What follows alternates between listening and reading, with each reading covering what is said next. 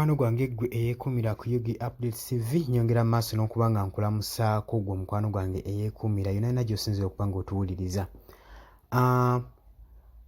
Leero olunaku olwaleero bakutte abeekalakaasi abawera 20 ng'omukwano gwange ali eyampuliriza. Gwe abaddeyo ng'omanyi nti no okwekalakaasa mu kibuga Kampala kwaweddeyo tekunnaggwa.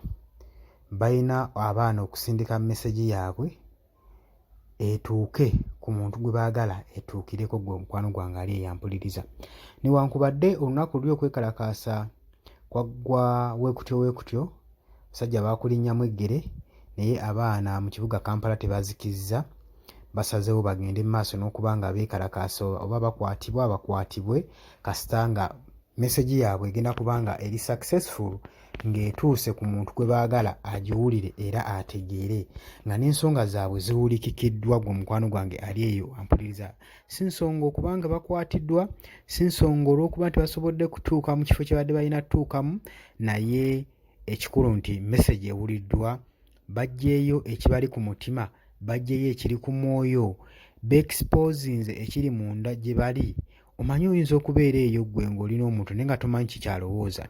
Kati ndowooza gavumenti ya Uganda etegedde abantu beetwala ki kye balowooza, ki kye balina munda, bulumi ki bwe balina, buvune ki bwe balina munda gwe mukwano gwange ali eyo ampuliriza. Waliwo ekintu ekitandika ng'ekyokusaaga mu ggwanga naye nga kya nsonga nnyo. Waliwo obuntu gavumenti bw'ebeebuusa amaaso ng'erowooza nti awo tebubakwatako, obuntu butono basobola obusolovinga, naye nga ensonga mu bannansi ate yo ebeera nnene nnyo nga w'okiwulira gwe mukwano gwange ali eyeekuumira ku Yugi Updates TV. Sobodde okulaga kiki ekibali ku mutima.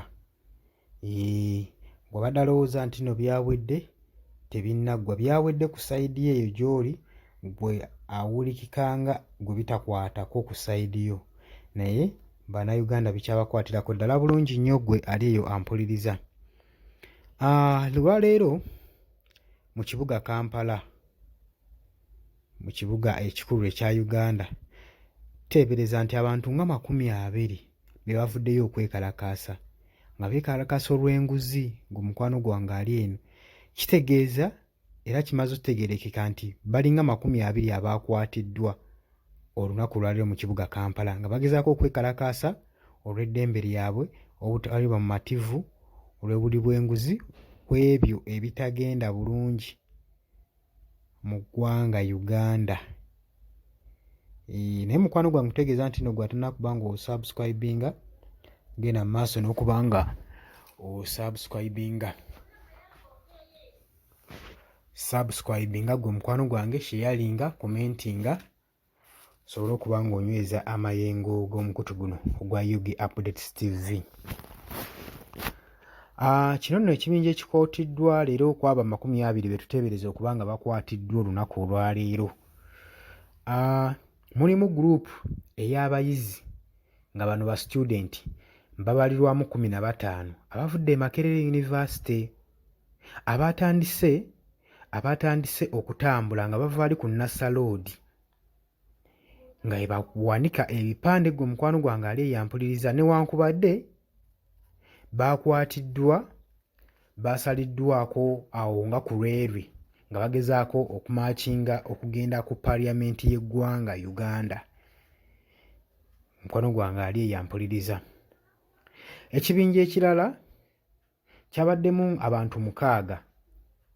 Bano nno baatandise okutambula ku Jinja Road okuliraana Kitugum House we baatandikidde okwekalakaasa. Baatambudde ku Jinja Road awo kwe baatandikidde ne bamaliriza nga batuusa awo ku Kitugum House, naye baasaliddwako n'aba military nabo ne banyeezibwa.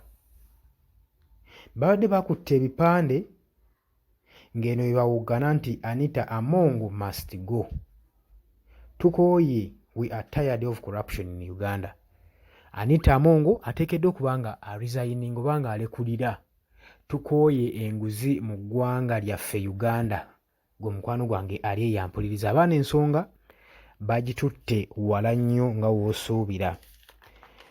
newankubadde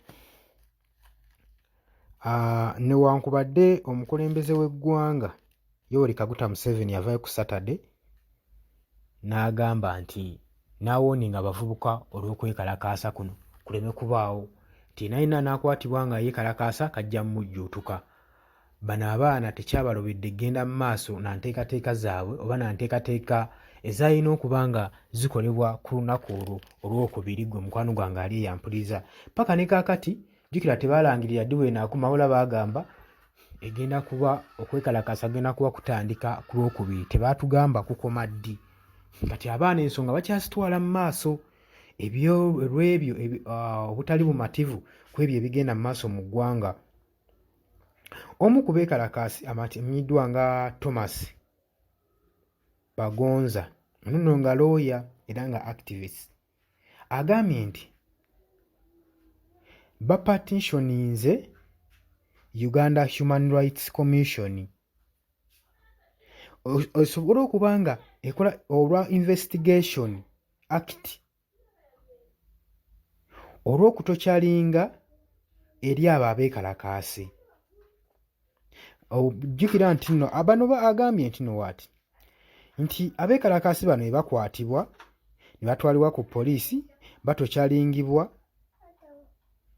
ne bayisiza ddala bubi nnyo, so ne bagamba era tebali bumativu n'abo abadeteiningibwa ku poliisi okuba nga batokyalingibwa mu ngeri efaananako bwetyo. Ne bagamba era ekitongole kya Human Rights Commission kirina okuvaayo bagambye ebyo byonna byonna ebitali mu mateeka, ebikolwa ebitali mu mateeka ebyabakuumaddembe bye bakola, ebitongole bya poliisi, ab'emilitale ssaako n'aba UPDF. Ne bagamba nti nno tetuli bamativu na ku ddembe lyaffe,